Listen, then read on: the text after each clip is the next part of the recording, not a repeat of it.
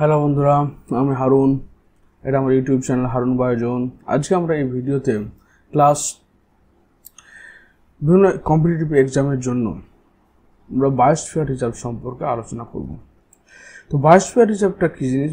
Biosphere reserve হচ্ছে একটা ex situ conservation, in situ conservation.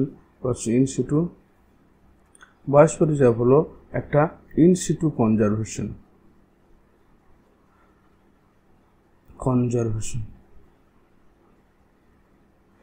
The Biosphere Reserve definition states that it is a large protected area for the conservation of wildlife, plant and animal resources and traditional tribal life in the area. তাহলে একটা এরিয়াতে একটা plant, বন্য প্রজাতি, উদ্ভিদ এবং প্রাণী এবং যে সমস্ত ট্রাইবাল মানে আদিবাসীদের এলাকা রয়েছে তাদেরকে আদিবাসীদের জীবনযাপন সেটাকে সংরক্ষণ করা হচ্ছে biosphere reserve area. Biosphere reserve designated by UNESCO. তো বায়োস্ফিয়ার কে করেছিল, প্রতিষ্ঠা করেছে? এটা হচ্ছে United Nation educational, scientific and cultural organization in 1971। এনভায়রনমেন্টকে প্রোটেকশন করার জন্য ইউনেস্কো প্রথম এই বায়োস্ফিয়ার রিজার্ভটা চালু করেছিল as part of the man and biosphere programme.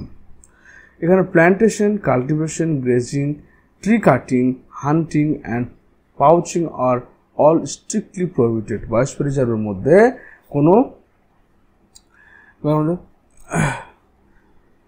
নতুনভাবে প্ল্যান্টেশন বা কাল্টিভেশন বা গ্রেজিং ইত্যাদি কিছু করা যাবে না, হান্টিং করা যাবে না বা পাউচিং করা যাবে না। দেয়ার আর 18 বায়োস্ফিয়ার রিজার্ভ ইন ইন্ডিয়া। ভারতবর্ষে মোটামুটি 18খানা বায়োস্ফিয়ার রিজার্ভ রয়েছে। বায়োস্ফিয়ার রিজার্ভটা কী করছে? তার প্রথম বায়োস্ফিয়ার রিজার্ভটা কী করে, বায়োস্ফিয়ারকে এস্টাবলিশ করে? বায়োস্ফিয়ার রিজার্ভ এস্টাবলিশ করেছিল UNESCO under the MAP program 1971. But state biosphere reserve is financially or initiated by central government, but day-to-day protection or day-to-day activity is taken part by state government. সুতরাং central government কী করছে? Fund production করছে এবং সেই প্রসেসটাকে চালু করে দিলেও state government সেটা দেখভাল করে থাকে। এবং এখানে কি করা হয়? এখানে বিভিন্ন ধরনের ওয়াইল্ড লাইফ যেমন প্ল্যান্ট, অ্যানিমাল এবং ট্রাইবাল লাইফকে এখানে প্রোটেকশন দেওয়া হয়, যেখানে কোনো রকম প্ল্যান্টেশন, কাল্টিভেশন, গ্রেজিং, কাটিং, হান্টিং, পাউচিং সব কিছু স্ট্রিক্টলি এখানে প্রোহিবিটেড হয়ে যায়। তো এই বায়োস্ফিয়ার রিজার্ভে 3টে এলাকা রয়েছে। একটা হচ্ছে কোর জোন, বাফার জোন আর হচ্ছে তোমার ট্রানজিশনাল জোন। এই ছবিটা দেখতে পাচ্ছ, সব ট্রানজিশন মানে সবচেয়ে বাইরের দিকে, যেখানে ছবি তোলা অ্যালাউ আছে, যেখানে বসবাস করা যাবে, পড়াশোনা করা যাবে, সব কিছু করা যাবে। কিন্তু যখনই তুমি বাফার রিজনে যাবে তখন সেখানে শুধুমাত্র ইনফরমেশন কালেকশন এবং স্টাডি করা যেতে পারে। আর একবারে কোর রিজনে টোটালি কাউরি অ্যালাউ থাকে না। কোর রিজনে শুধুমাত্র এখানে এডুকেশন এবং রিসার্চ ছাড়া অন্য কোনোভাবে তোমার পাবলিক অ্যালাউ করা হয় না কোর রিজনে। তাহলে কোর রিজনে বলছে human intervention is strictly prohibited. মানুষের হস্তক্ষেপ পুরোপুরি বন্ধ। কোথায়? এই কোর রিজনে রয়েছে। Two preserve the natural ecosystem and biodiversity. এখানে তোমার প্রাকৃতিক যে ইকোসিস্টেম এবং বায়োডাইভার্সিটিটাকে সংরক্ষণ করে রাখা হয়। It aims to maintain the integrity of the ecosystem, protect endangered species. যে সমস্ত স্পিসিসগুলো রয়েছে এন্ডেঞ্জার্ড মানে বিলুপ্ত পথে রয়েছে, সে সমস্ত প্ল্যান্ট বা অ্যানিমালগুলোকে এই কোর রিজনে তোমার করা হয়, মানে কোর রিজনে কাল্টিভেট করা হয় এবং সেখানে শুধুমাত্র একমাত্র এডুকেশন রিসার্চ ছাড়া কোনো কাজ হবে না। তারপর হচ্ছে buffer reason. The buffer zone is the area surrounding the core reason. Humans are permitted to conduct only research and education related work. তাহলে কোর রিজনে কিন্তু আবার রিসার্চ এডুকেশনটা খুব লিমিটেড, বাট বাফার রিজনে তোমার এডুকেশন, রিসার্চ এটাকে কন্ডাক্ট করা যায়। Recreation tourism ফিচারি, এখানে তোমার বিনোদনের জন্য ঘোরাফেরা ইত্যাদি শান্তিগুলো এই বাফার জন্য হয়। হিউম্যান অ্যাক্টিভিটিস আর লেস ইন্টেন্স দেন ট্রানজিশন, এবং এখানে মানুষের হস্তক্ষেপটা খুব কম হয়। তারপরে ট্রানজিশনাল জোন, যেখানে তোমার হচ্ছে কি ক্রপিং করা, চাষবাস করা হয়, রিক্রিয়েশন করা হয়, ফরেস্ট্রি করা হয়, settlement of the permitted and cooperation, reserve management, local পিপলরা কোথায় বাস করে? এই ট্রানজিশন একটা জোনটা বসবাস, ক্রপিং সব কিছু করা হতে পারে। বাফার রিজনটা শুধুমাত্র স্টাডির ক্ষেত্রে ব্যবহার করা হয় এবং বিনোদন রিক্রিয়েশনের জন্য ব্যবহার করা হয়। বাফার জোনটা completely free from human intervention, some exceptional study research work are done in core region. ভারতবর্ষে যে 18টা তোমার বায়োস্ফিয়ার রিজার্ভ রয়েছে সেগুলো হচ্ছে, প্রথম 2008 খ্রিস্টাব্দে প্রতিষ্ঠিত হয়েছিল গ্রেট রান অফ কচ্ছ, যেটা গুজরাটে রয়েছে, এবং এটা ইন্ডিয়ান অয়েল অ্যাশ মানে বন্য গাথা সংরক্ষণের জন্য ব্যবহার করা হয়। 1989 খ্রিস্টাব্দে গালফ অফ মান্নার যে তামিলনাড়ুতে রয়েছে, যেটাতে ডুগং আর সি কাউকে সংরক্ষণ করা হয়। 1989 খ্রিস্টাব্দে সুন্দরবন তৈরি হয়েছে ওয়েস্ট বেঙ্গলে, রয়্যাল বেঙ্গল টাইগার সংরক্ষণের জন্য ব্যবহার করে।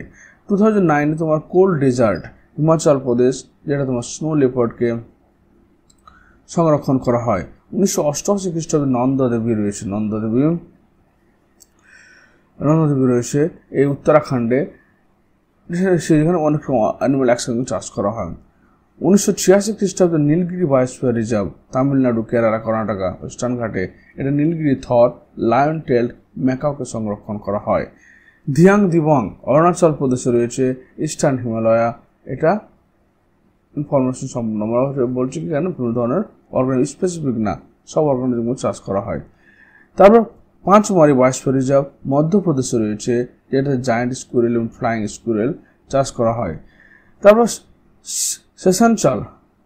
শেষাচালাম হিলস অন্ধ্রপ্রদেশ, ইস্টার্ন ঘাটে, এখানে সবগুলো চাষ করা হয়। সিমলিপাল উড়িষ্যা, গৌড়, রয়্যাল বেঙ্গল টাইগার এবং ওয়াইল্ড অ্যানিমালস। আচানক অমরকন্টক মধ্যপ্রদেশ, ছত্তিশগড়, এটা হচ্ছে কি নট অ্যাকওয়ার্ড। মানস আসামে, golden langur and red panda. Kanchenjunga Sikkim, যেটা হচ্ছে snow leopard, red panda. Agasthyamalai biosphere reserve Kerala, western Ghat, Nilgiri tahr, elephants. Nokrek Meghalaya, east Himalaya, red panda সংরক্ষণের জন্য বিখ্যাত। দিব্রু সাইকোয়া আসাম, যেটা golden langur. Panna Madhya Pradesh, Ken river tiger, chital, chinkara, sambar, sloth bear. তাহলে এখানে তোমাদের পরীক্ষায় কোশ্চেনগুলো আসে যে কোন রিজার্ভ ফরেস্টটা কোন এলাকাতে অবস্থান করছে, কোন রাজ্যে অবস্থান করছে, এবং তাদের সংরক্ষিত জীবগুলো কি, এগুলো পরীক্ষায় আসে, ভালো করে পড়ে নেবে।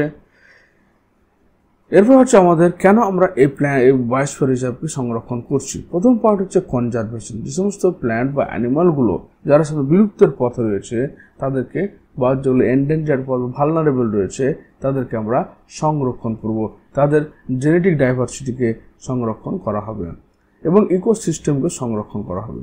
Climate regulation, biosphere reserve also contribute climate regulation through process like carbon sequestration and help mitigate the impact of climate changes। মানে কার্বন যে রিসোর্স সেটা কম করার জন্য, কমিয়ে ফেলার জন্য তোমার এই বায়োস্ফিয়ার রিজার্ভ একটা গুরুত্বপূর্ণ ভূমিকা রয়েছে। Development, associating with the reserve overall economic, cultural and social growth ডেভেলপমেন্টের জন্য কিন্তু বায়োস্ফিয়ারের গুরুত্ব রয়েছে। রেস্টোরেশন, যে কোনো ইকোসিস্টেমের ড্যামেজ বা কোনো একটা প্ল্যান্ট বা অ্যানিমাল যদি বিলুপ্তির পথে চলে যায় তাহলে সেটাকে সংরক্ষণ করা হচ্ছে রেস্টোরেশন। ল্যান্ড ইউজ প্ল্যানিং, ল্যান্ডভাবে একটা এরিয়াকে তোমার transitional zone, buffer zone, core reason হিসেবে ব্যবহার করে বিভিন্ন কাজে বিভিন্ন এলাকায় ব্যবহার করা, এটা একটা ল্যান্ড ইউজ প্ল্যানিং রয়েছে। হেলদি ইকোসিস্টেম, একটা ভালো সংরক্ষিত এবং হেলদি ইকোসিস্টেম তৈরি করার জন্য আমাদের কী দরকার? এই biosphere reserve. Natural resources and sustainability, biosphere promotes sustainable use of natural resources ensuring that human activity do not deplete essential ecological component, যাতে মানুষের হস্তক্ষেপ প্রয়োজনীয় যে সমস্ত ইকোলজিক্যাল কম্পোনেন্টগুলো সেগুলো ডিপ্লেট না হয়ে যায় সে কাজ করে biosphere reserve. Education research, biosphere reserve যে কোর রিজন বা বাফার রিজন রয়েছে সেখানে কী হয়, বিভিন্ন অ্যানিমাল এবং প্ল্যান্ট বা ইকোসিস্টেম সম্পর্কে তোমার করা হয়, স্টাডি করা হয়। তাহলে এগুলো হচ্ছে বায়োস্ফিয়ার রিজার্ভের ইকোনমিক ইম্পর্টেন্স। ভিডিওটি দেখার জন্য তোমাদের অসংখ্য ধন্যবাদ। Thank you.